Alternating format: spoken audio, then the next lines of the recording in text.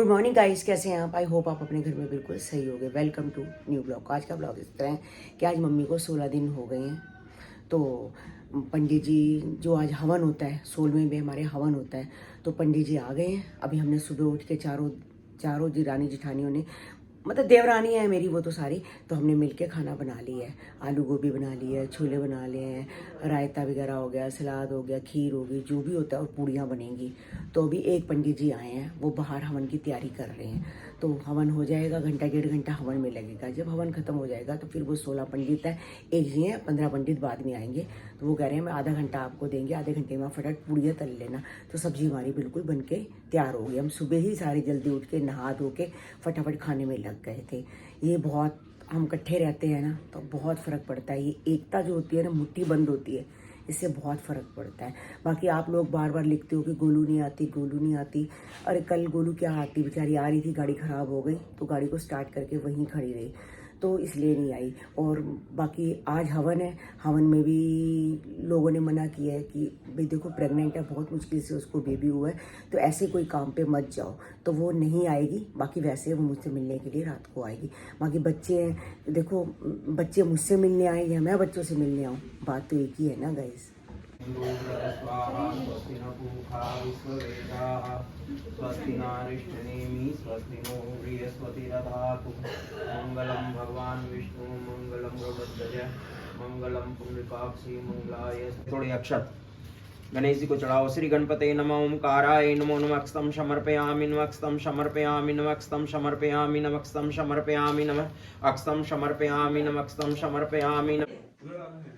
पहले गणेश जी की पूजा हुई है, पूजा अर्चना अब समाप्त हो गई है। अब हवन की तैयारी हो रही है, क्योंकि बाहर में जा के बार बार सारे हैं, तो इसलिए मैं अंदर ही बोल रही हूँ। क्योंकि गणेश जी की तो हो गई है, पहले तो सबसे पहले गणेश जी की स्थापना की, पूजा की जाती है, उसके बाद फिर हवन होगा। या देवी सर्वभूतेषु सौभाग्य रूपेण संस्थिता नमस्तस्यै नमस्तस्यै नमस्तस्यै नमो नमः। मां भगवती सदा स्वास्थ्य की रक्षा करे। जैसे मैं स्वाहा बोलूं, आपने इतना सा घी लेना है, ठीक है? ठीक है। और स्वाहा ये चढ़ाते हुए एक बूंद इसमें, एक बूंद, हाँ मन में।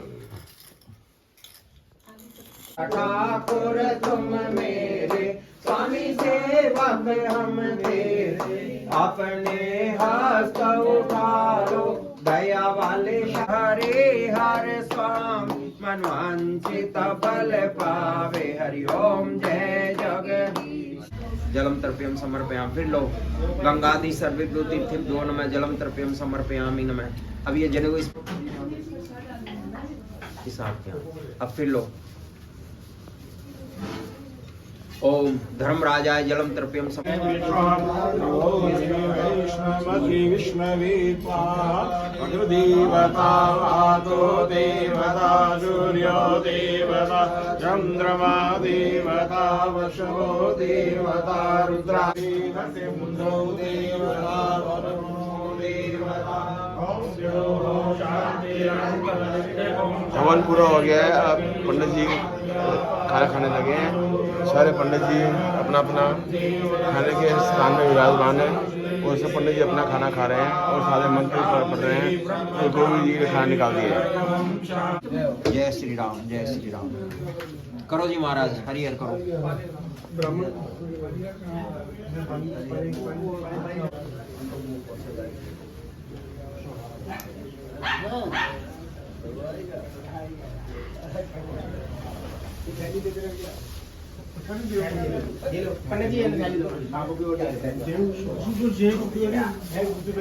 आज हमारे घर जो हवन था बिल्कुल सही हो गया। 16 पंडित और साथ में एक बंटाइन आए थे, अपना सब खाना खा के गए, सब खुश होके गए। मम्मी की आत्मा को शांति मिले।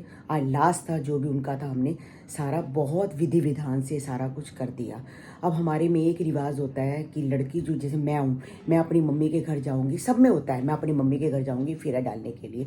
तो मेरे को आज अपनी मम्मी के घर फेरा डालने जाना है। तो मैं अभी थोड़ी देर में अपनी मम्मी, इनको चाय बना के, तो मैं अभी थोड़ी देर में अपनी मम्मी के घर निकलूंगी, क्योंकि कल बुधवार है, बुधवार को फेरा नहीं डालते। और वीरवार को कंचन जो है गुरु जी का सत्संग करवा रही है। तो अब वो कहती दीदी आप ज़रूर आओ, कोई अब पारस सुकराल की बहन की शादी है तो हमने जाना था, हम नहीं जा रहे। ठीक है कि हम नहीं शादियों पे जा सकते, हमारा दिल नहीं करता, मगर वो कहती दीदी मैं तो गुरुजी का सत्संग करा रही हूँ, तो भगवान का करा रही हूँ, तो आपको आना चाहिए जीजा जी, और आपको ज़रूर आना चाहिए।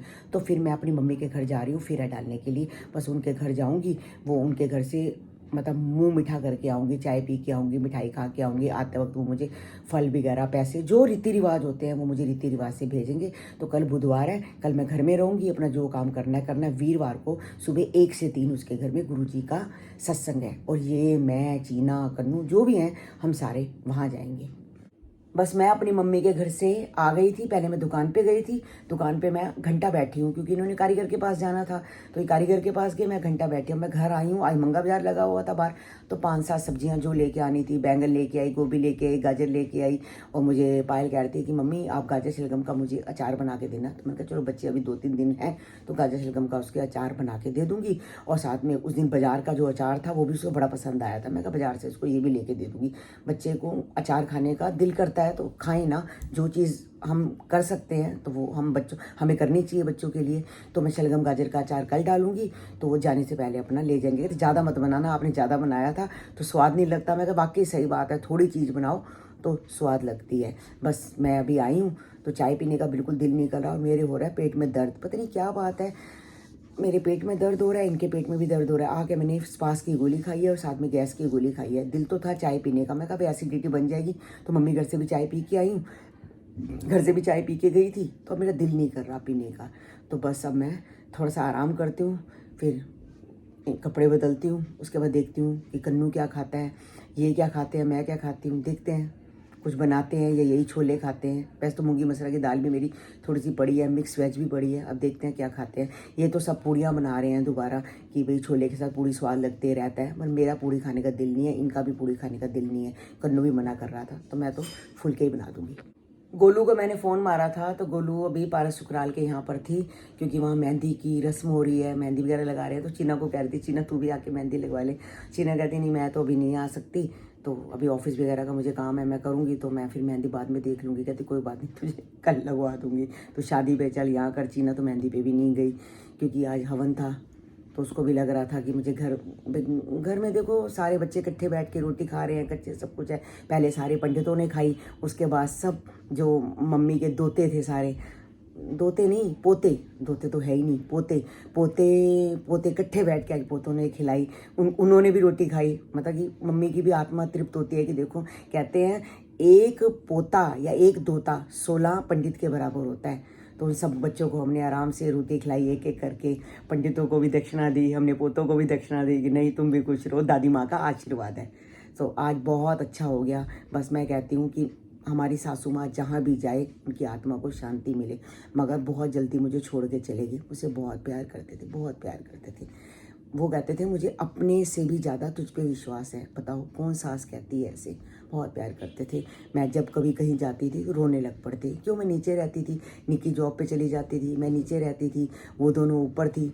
अब देख लो मेरे बिना रहते नहीं थे, और आज वो मुझे छोड़ के चले गए, कभी भी नहीं आएंगे। पहले मम्मी कमरे में रहती थी, अब देखो मम्मी की फ़ोटो और यहाँ पर डैडी जी की भी फ़ोटो है, दोनों देखो। पूरे 27 साल बाद मम्मी भी चली गई डैडी के पास ही। ये देखो सोनी श्रीवास्तव जी का मैंने आज कमेंट पढ़ा, तो आज जो कमेंट था वो बिल्कुल दिल को छू गया। उन्होंने कहा कि ईश्वर करे मुझे अगले जन्म में आप जैसे माँ पिता मिले। बेटे अगले जन्म की क्या ज़रूरत है, मैं तो इस जन्म में भी आपके मम्मी पापा, मैं मम्मी और ये पापा ही हैं, कोई टेंशन मत लो। हम सबकी जगह मुझे आंटी बोलते हैं, मम्मी बोलते हैं सब, तो कोई ऐसी बात नहीं है कि अगले जन्म की तो आपको वेट करने की ज़रूरत ही नहीं है। इस जन्म में भी आपकी मम्मी पापा ही हैं हम। थैंक यू सो मच कि आप हमें बहुत प्यार करते हो। आज सुबह से ही ऊपर गोल्डी का जो लड़का है कार्तिक यानी कि काकू, उसको बहुत बुखार है। 2 दिन से बच्चे को इतना बुखार है कि गोली जैसे उसको दवाई देते हैं बस उतरता है और अगली दवाई डोज देने से पहले ही चढ़ जाता है। तो अब सुबह सुबह जब हवन था, हवन जैसे ही ख़त्म हुआ, उसके मम्मी पापा फटाफट पहले डॉक्टर के पास गए। अपॉइंटमेंट ली हुई थी कि 2:30 बजे की अपॉइंटमेंट थी, फटाफट जाके उसकी दवाई लेके आए कि ताकि एंटीबायोटिक दे दे। मौसम इतना ख़राब चल रहा है, इतना ख़राब चल रहा है, हर किसी के गले ख़राब, किसी को जुकाम, किसी को बुखार। यही शिकायत पहले चीना को भी थी, फिर डॉक्टर ने बोला कि इसको कोविड के लक्षण है। बाद में मैंने टेस्ट करवाया तो उसको कोविड नहीं था। तो खांसी जुकाम था, बुखार था, यानी कि जो ठंड पड़ रही है ना, सूखी ठंड पड़ रही है, बारिश हो नहीं रही। तो जब तक बारिश नहीं होगी सारे ऐसे ही बीमार रहेंगे। भगवान करे 2-4 दिन बारिश हो जाए तो ये जो बच्चे सारे बीमार हो रहे हैं, बड़े सारे बीमार हो रहे हैं, तो सारे बिल्कुल ठीक हो जाएंगे। मतलब कि इस बार बारिश बिल्कुल पड़ी ही नहीं है और ये सारा बीमारी का ही जड़ है, पूरी बीमारी की जड़ है बारिश ना होना। तो आज का ब्लॉग हम यही एंड करते हैं। मिलते हैं आपको नेक्स्ट ब्लॉग में।